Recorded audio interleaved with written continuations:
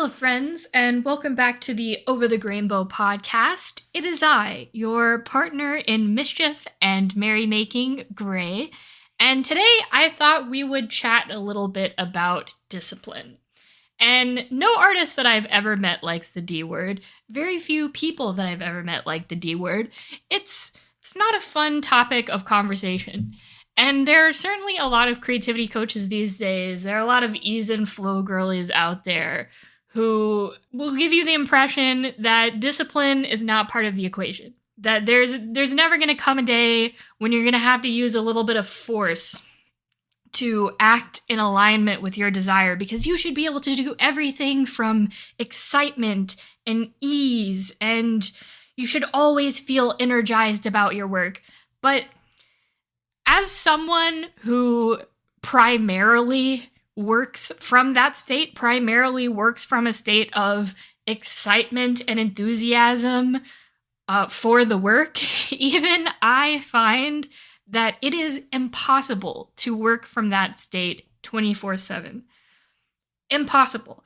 Because we are human beings, and we live in a dualistic reality, full of contrast, full of polarity. We are not meant to stay in one state all the time. Every inhale is followed by an exhale. Every expansion is followed by a contraction. Everything ebbs and flows. Change is the only constant.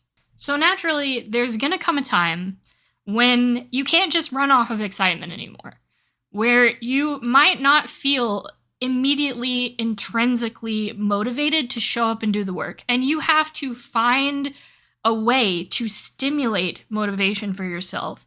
And for me, this usually starts with just a small push. And this is why the number one advice that I give to most people is to utilize the 5-minute rule, to get yourself to sit down and pound out that word count for at least 5 minutes. Say, my only commitment today is for 5 minutes, but then after that, we'll see what happens. I'm free to give up past that point if it's really sucking, but at the very least, I'm gonna do that much. Because 9 times out of 10, it is as simple as just getting to work, as just getting started, and you will find the motivation and the excitement again in the process of doing the work. Like, you get your body moving, and suddenly, there it is. You've reignited your passion for the work and remembered that you are excited about what you're working on, that you become re-energized by the vision that you're trying to bring into reality. But it's not always that simple, is it? Because if it were, we'd all probably be getting a lot more work done. Sometimes when we try to jump right into working just cold, it's a little bit like sex with no foreplay. It's like, I'm not even warmed up yet. And this is like jumping in at the deep end is not working. And in these situations, I find it extremely helpful to look for ways to stimulate some curiosity, to look for ways to start your work with a little bit of play, a little bit of exploration, and literally find what stimulates your motivation. Like, think about what motivates you to do creative work. What motivated you to start that project? What motivated you to explore that topic that you're writing about? And look for ways that you can reconnect with that sense and rekindle that natural desire to pursue it. And this requires a little bit of outside the box thinking. Like, you may want to just sit down and write about your original vision for the thing you're making. Like, your original vision behind the idea. What was the thing that originally animated you to create this idea that you're now trying to execute, that you're now trying to bring into material reality? Because that vision, it's abstract, it's hard to perfectly pin down, but it's easy to plug directly into the body, and that is what actually generates our excitement fuel. That's what generates our eros, our desire. When we're plugged into our vision, we're basically tripping on the original frequency that inspired us rather than trying to directly make the work. And so a lot of times, generating motivation to do the work, a lot of times discipline is actually very indirect. You don't come at it directly by trying to make the thing. Usually you come at it by trying to reconnect to the original vision and the original felt sense of what excited you about that idea, of what stimulus created that idea. And one of the more direct, ironically, pathways that I like to take to getting here is to just journal about the idea, is to write about, in meta, like my stream of consciousness about this thing that I'm trying to make and how I feel about it and how I feel about the process and what I'm seeing emerge in this process and what comes up in my body whenever I think about this idea. And just pretty much anything I can think of to try to get at that original vision, to try to get at that abstract, fiery frequency, that energy that informs the idea, that creates the idea.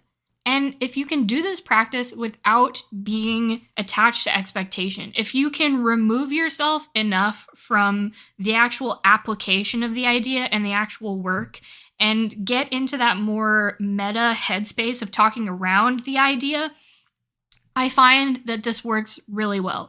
However, sometimes whenever we are really stuck in repetitive thinking patterns that are making the work drained of all life, that are causing our ideas to be very uninspired and excessively procedural, we have to completely remove ourselves from any semblance of doing the work, which I'm mostly talking about this in the context of writing right now. I'm imagining that you're trying to write some kind of article just for the sake of having like a defined medium that we can talk about here.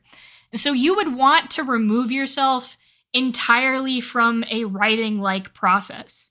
Maybe like not so entirely, because you could try like speaking into an audio recorder, or maybe like recording video of you talking just off the top of your head, but you might want to remove yourself completely from the realm of words and get into some kind of movement practice, some kind of drawing or mark making practice, something to get you into that like meta headspace, to get you a little bit zoomed out from the idea itself and from the project itself. This is where I often find doing practices like intuitive movement or going on a walk while you contemplate your ideas to be extremely, extremely helpful, because you need something with like a little bit of distraction to kind of zoom you out a little bit, to kind of like quiet that like the intensity of the thinking brain trying to formulate and engineer the perfect idea, the perfect execution.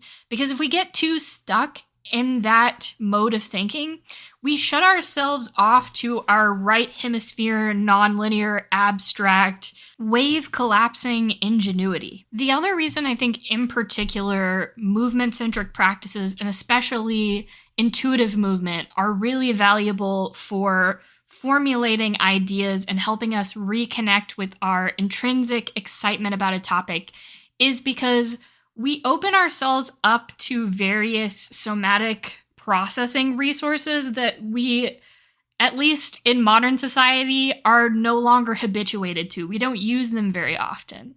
We've been taught to see thinking as something that only happens in the brain, but processing involves the entire nervous system working in concert. And there's also a lot of data stored in our body.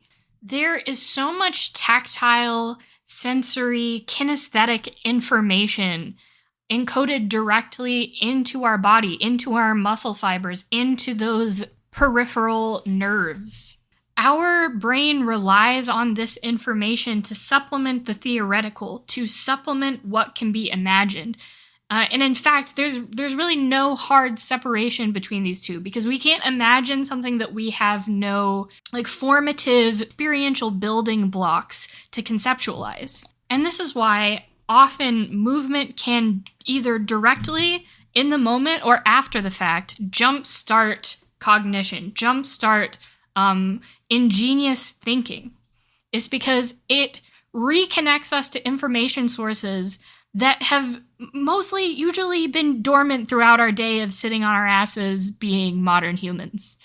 So discipline doesn't have to be, and in fact, I think it should not be, this dry practice of forcing yourself to inorganically make art and create work. Because that's not how we humans are meant to work. It means, what I think discipline does mean, is that you find a way to reconnect yourself to your primary fuel sources, to your excitement, your curiosity, your fascination that supersedes the part of you that wants to conserve energy and not do things that have no guarantee of paying off or being interesting or being worthy of your time and attention, essentially. And I think the first thing that you have to do if you want to become more prolific, more productive, more disciplined of an artist is you have to change the way you relate to work. And this doesn't mean that work has to feel like play all the time in the same way playing video games feels like play, in the same way that like watching your favorite TV show feels like play. Not at all. It definitely will require some degree of devotion and some degree of service, of realizing that like, okay, in the moment, this doesn't sound like the most fun and easy thing for me to do, but I am motivated by this idea that I want to see come to fruition. I am motivated by this project that I want to complete.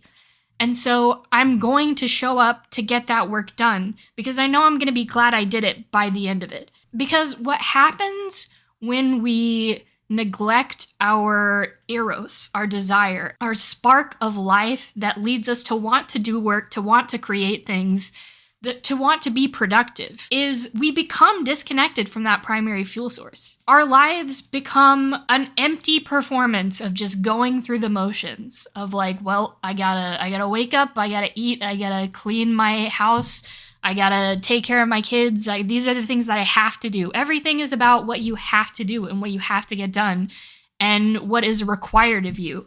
And all the while that you're placing this focus on what has to get done, what is required of you, you're losing contact with yourself.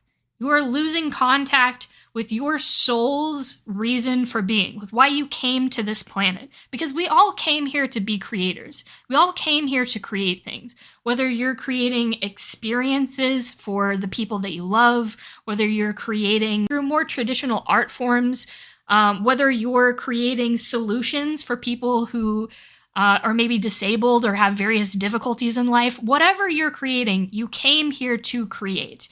Creation is what gives you a sense of purpose and a sense of identity, a sense of who you are in the world. And the more you ignore that desire to create, the more you start to feel lethargic, the more you start to feel depressed and anxious, because all of that creative energy has nowhere to go. It is being repressed, it is being blocked.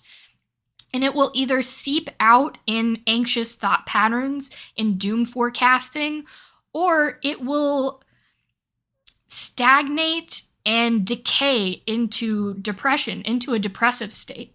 It's just like, if you might get tired of taking a shower every day. I know I'm mainly talking to the neurodivergent people here, but you may stick with me, neurotypicals. You may notice that sometimes like you don't want to take a shower every day. That you're just tired of it. It's just another thing on your to-do list that you don't want to do. But you know that if you don't take a shower for several days, you're going to start feeling sticky. You're going to start being able to smell yourself. It's not going to be a pleasant experience. So you keep taking showers because you know that you need to do that in order to exist in the optimal state that you want to be in.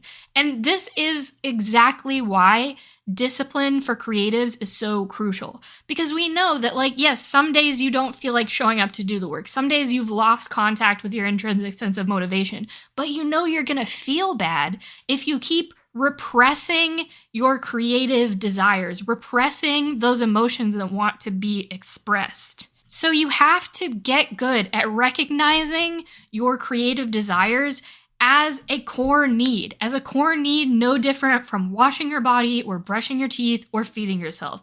It is something that you have to do in order to function. And the more you start to learn and internalize that, the easier it will be to use aligned discipline to reconnect with those energy stores and get back into flow, get back into intrinsic creation mode. And this is also why, to bring it back, it is so incredibly important to change how you think of work, to change how you're defining work and productivity in your creative practice. Because maybe you show up to your creative practice one day and you don't get anything quote unquote meaningful done. You don't work on any of the projects that you've been wanting to work on. You don't directly contribute to anything that you're trying to create. Maybe all you do is just play.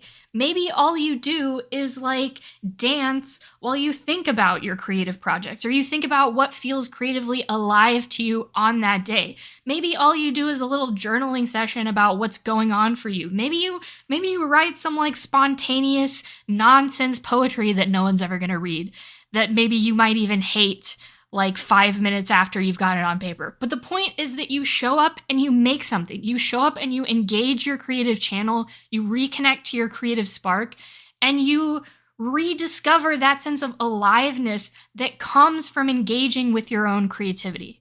And this especially applies to when you find yourself in a creative winter cycle, or maybe like an autumn cycle, where you're not doing as much work. This is when these sorts of reconnection practices, as I like to call them, are so important and so valuable. It's because, no, we cannot be creatively productive all the time. We are living beings, and we go into periods of hibernation. We go into periods where there are few ideas flowing in and few things being developed. But we still need to connect with our creative spark, even if the way we do that is by going on a little 15-minute walk and just like looking around at nature and like appreciating the beauty there. Like sometimes I like to go on a walk and take pictures of cool textures that might end up in my drawings one day, but that's not the point. The point is just to appreciate the textures and the shapes around me. Or I like to go on my walks and I will imagine that I'm like narrating this period of my life. What would the narration be? What would the narrator say about what's going on in my life right now? Or I make some kind of like mythological story up about some of the emotions that I'm going through while I go on my walk. You know, these sorts of practices of engaging your imagination, engaging your subjectivity are vital for your mental health. They are vital because they are, like I said, self-connection practices. You are engaging with the parts that maybe don't regularly have a place out in the real world, the parts that you can't bring to your job, the parts that can't show up to parent your kids. You don't always have to be creatively productive, but you always have to be creatively connected. And man, I have been noticing this big time. I think it started maybe like halfway through last week. I had been like working really hard to get some designs done for a new project. And I suddenly, like my luteal phase hit. I started to feel really tired, really lethargic. You know, the eclipse is coming up. There's a lot going on that I think has contributed to this little lull that I immediately felt hit me, where I just kind of lost motivation to make the art. I lost motivation to do any of my work projects. And I was like, well, you know what? Like the weekend's almost here. The weekend is always like me and Cody's time to hang out. And I don't usually do a whole lot of work on my creative projects during that time. So I was like, whatever, I will just call it for this week.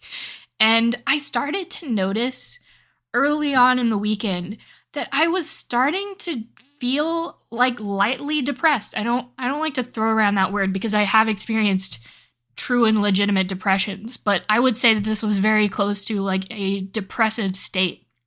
And I definitely felt a bit of like immobilization. I felt my nervous system immobilizing and me sort of tending towards a freeze state. And I also found myself having just a lot of nervous, neurotic thoughts about money, about my business, about all of the things that I'm working on. and started to just feel like, oh no, what am I doing? And it felt like the longer I avoided doing work, the longer I avoided making art, the more I would feel legitimately anxious when I thought about doing some of the upcoming things that I need to do for these projects. Like, I started to think about recording my next podcast episode, and I felt anxious, like, oh no, like, what if I don't feel like it and I have to force myself?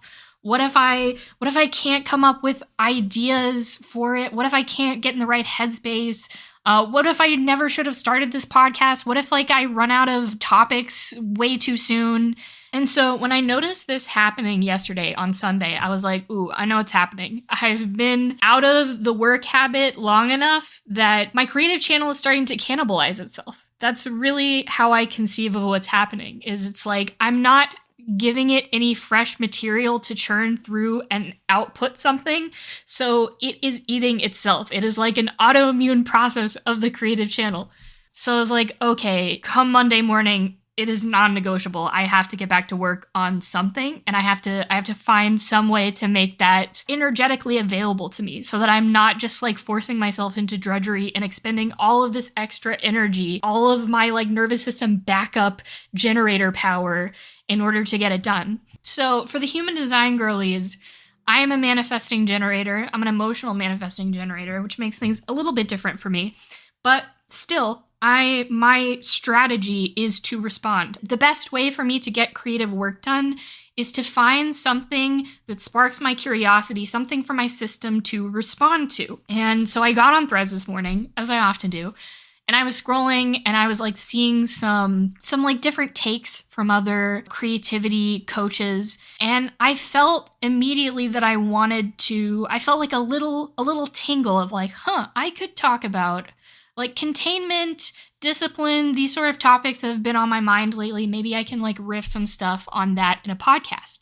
And the longer I gave myself to kind of sit with that, the better it felt. And so I decided to go on my walk and try to record a podcast on my walk, which unfortunately didn't work because I'm finding out very quickly that I am too distracted on a walk to kind of make coherent thoughts for a podcast. Recording short videos, absolutely fine.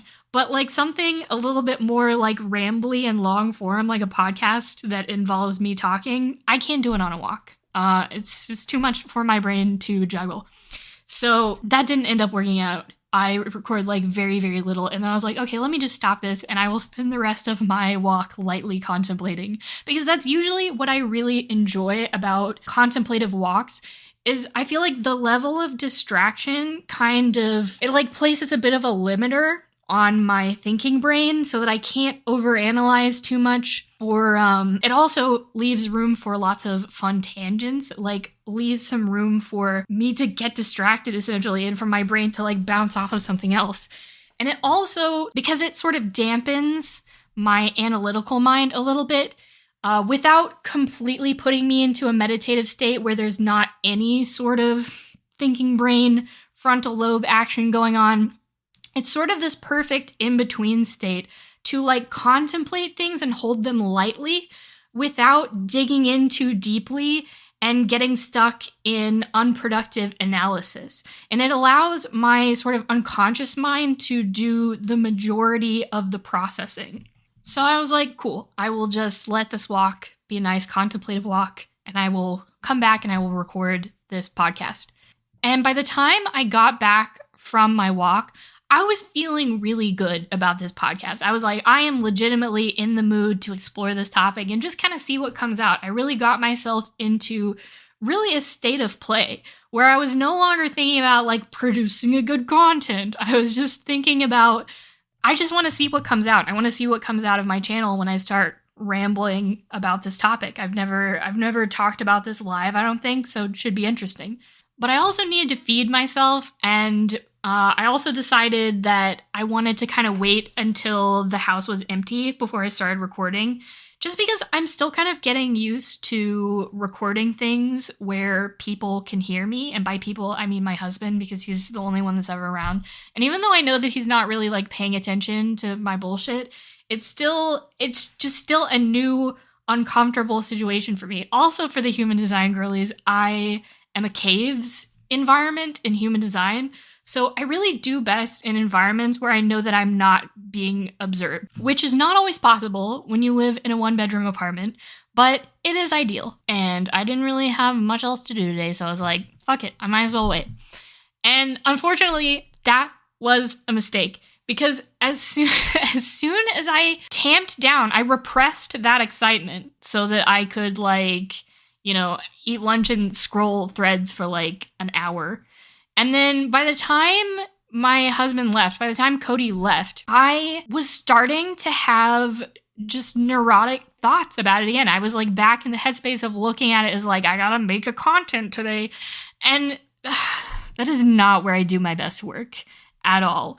I really have to be completely unattached to expectations in order to make good work. So this put me in a tricky situation where I was I really know that I need to make something today. And I could just work on those designs I've been putting off.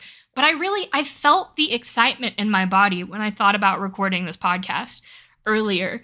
And I didn't want to neglect that. I didn't want to reject that part of me that wanted to get that done. I really wanted to show up for them, even though these other parts were coming in and they're I don't know that this is the move, guys. So I let myself sit down to record, and I let myself go very slow. I find that sometimes letting yourself just really ease into it can be the best solidarity to offer those reluctant parts when you find them coming up. And so I let myself sit down and just do some little playful recordings. I let myself just kind of ramble into the microphone at first, and kind of was circling around the topic I wanted to hit, but trying to kind of trick myself back into that state of oh, I'm not here to make this content that I decided from my mind I have to do, but try to get myself back into exploration mode of oh, this idea is just coming to me organically in the moment, and I am curious to explore it. And I did. I managed to drop back into that excitement. I managed to reconnect with my motivation to record this podcast. And here we are, getting it done, so it works. And once I let myself really start recording and get going, I have found myself really enjoying this. I've really gotten into it and have been enjoying rambling about this topic. So sometimes it actually is that simple. Sometimes it really is as simple as just tricking yourself into thinking that there is no expectation, no prompt, no need that needs to be fulfilled other than just exploration, other than just chasing your curiosity. But I think the reason why it was this simple today, or at least one reason, because this has worked for me in the past when I sat on it longer, but I think that is a very big part of this, is that the longer that you sit on a desire to create something, the more likely you are to disconnect from that excitement, and the harder it might be to get back.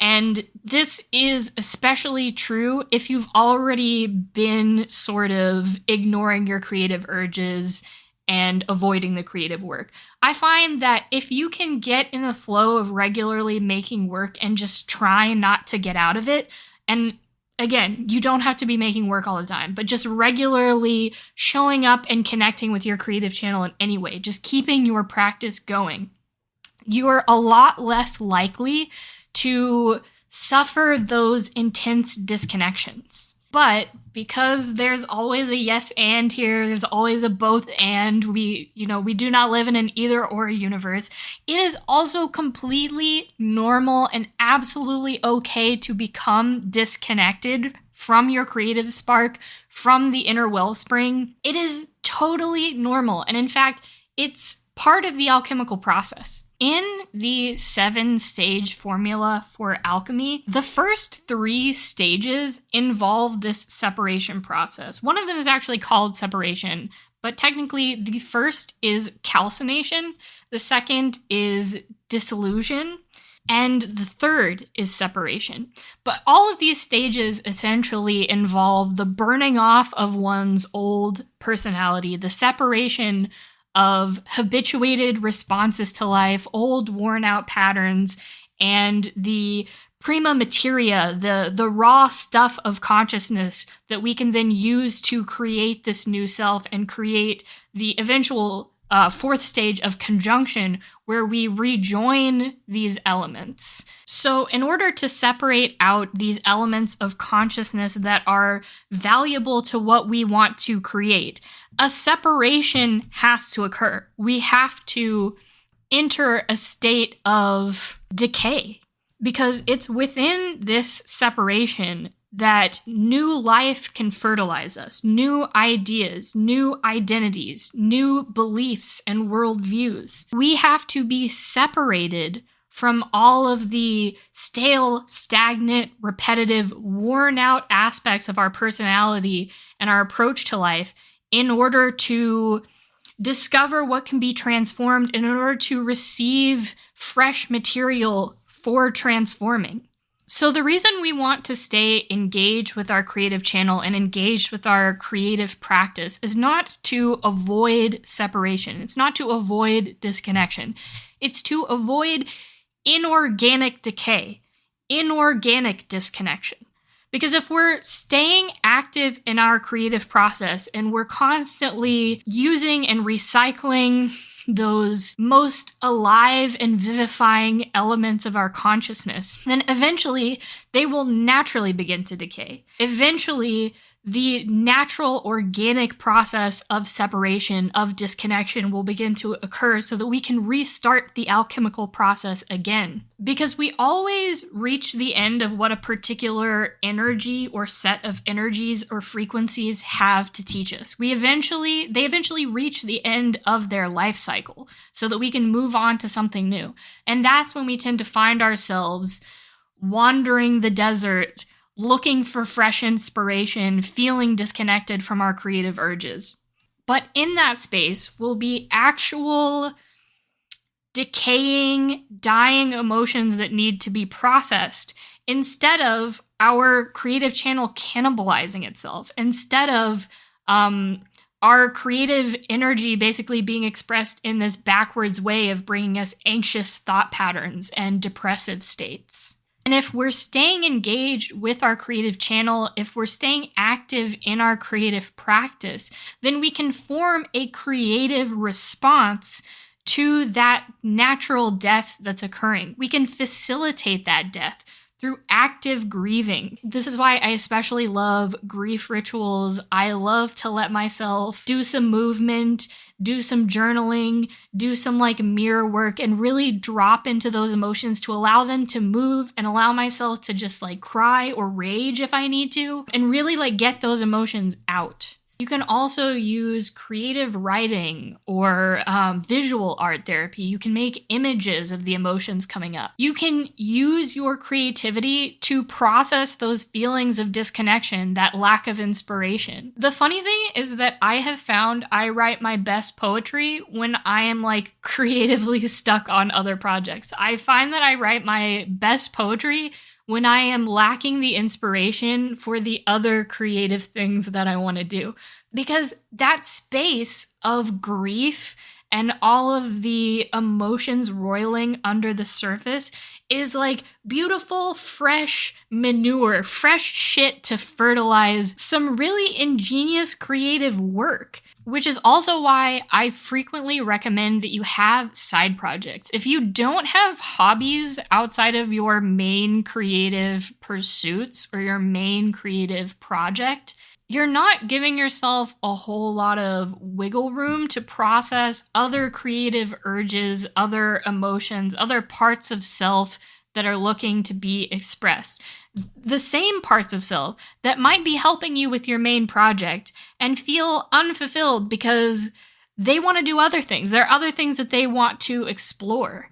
Another reason that I find this so crucial is because of that element of subconscious processing, like we were talking about in terms of going on a contemplative walk or doing an intuitive movement practice. Is when you're working on your other projects, when you're creatively engaged in some other work, you're in a state of flow, you're in a state of generativity, you're in contact with your genius and your guides. and your thinking brain, your analytical mind is distracted. So that frees up tons of cognitive resources for your unconscious to process other projects that you're working on, other ideas that you're developing. Also, because side projects generate inspiration, they generate excitement, we are able to explore totally new ideas and make fascinating discoveries that generate more energy and maybe even fresh, transferable insight for the other project that we're working on. And the more unguided and spontaneous you can make this like creative hobby time or playtime, the better. Because the more room for spontaneity, the more room there is for new ideas and fresh insight to occur to you. You know, a lot of times when I talk to creatives who are frustrated that they feel like they're not having enough good ideas, or they don't have enough to write about, they don't have enough to make art about, they're not doing a lot of play. They're not doing a lot of open exploration. They're not showing up, again, with no expectations, just to see what comes out, to see what has made itself available to be expressed on that day. If you don't make yourself available to your genius, to your guides, to the energy around you, to your creative channel, to receive ideas, you're not going to receive them. You have to show up to the void. You have to open yourself to the empty space in order to make new discoveries, in order to generate fresh inspiration and fresh ideas. You have to let yourself be bored. And I know for me personally, this has been one of the hardest things for me to get on board with, because I am ADHD, I am a very traumatized fight-flight girly. My nervous system does not like boredom. My nervous system does not like big empty spaces where anything could happen, which is unfortunately the space where the most creativity happens. So I've had to increase my nervous system capacity to be in the void space, to be in the emptiness, and to not know what's going to happen and be completely relaxed in that. And I think this is why movement practices have been such a major breakthrough for me, is because they create just enough stimulation to make my nervous system comfortable, because my nervous system's comfort zone is closer to the fight-flight state. I am a little bit more habituated to the fight-flight state than, ventral vagal social engagement. So in my practice, I really look for ways that I can give my nervous system a little bit of the stimulation it needs in order to stay at the edges of my window of tolerance and not like blowing myself way outside it, so that then I have to recover from what's happening, so that then what's happening ends up becoming traumatizing to my system. So I do a lot of movement, I do a lot of listening to music and other things like that. And then I also do silent meditation practices on the side to really help me work at the edges of my window and slowly expand my capacity to be in lower stimulation and to be in even deeper, emptier void space. You also, if you fit this description, might find doodling to be very, very useful, allowing yourself to just make marks to give a little bit of stimulation to your nervous system while you allow yourself to descend into that emptiness. And if you really struggle with silent, stillness-based meditations, it can be really helpful to do them outside, eyes open, because that, again, you're providing your nervous system with just a little bit of stimulation, just a little bit of visual stimulation to make that emptiness less destabilizing to the nervous system. This is also really important if you're more of a freeze-fawn girly and you find that when you start doing stillness-based meditations, your body goes numb and you just sort of kind of check out completely.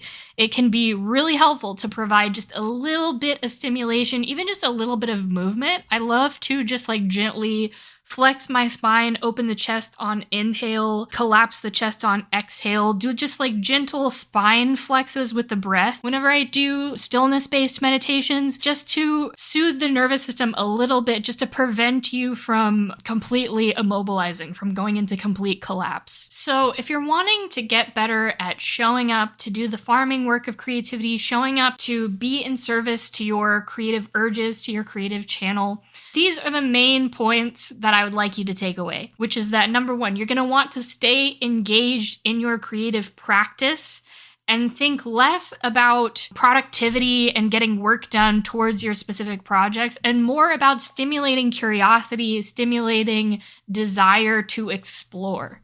You're going to want to create more opportunities for play and exploration using other creative practices, other creative pursuits, new hobbies.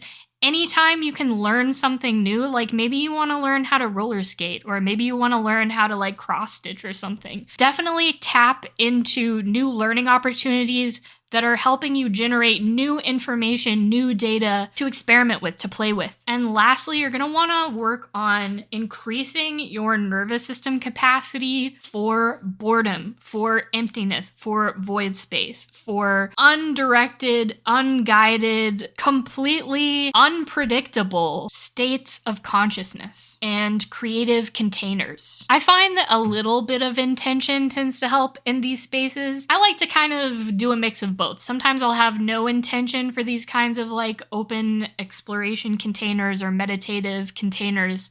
And sometimes I will give myself a more specific or more general topic or feeling or idea to contemplate. So if you made it all the way to the end, thank you so much for being here. I had a great time chatting to you guys. Don't forget that you can get access to all of these episodes 2 weeks early, as well as my series on becoming the site of inspiration by channeling and embodying your most creative self and apprenticing to spirit, birthing the God self by becoming a paid subscriber over on Substack. And I hope to see you next time. Oh, bye-bye.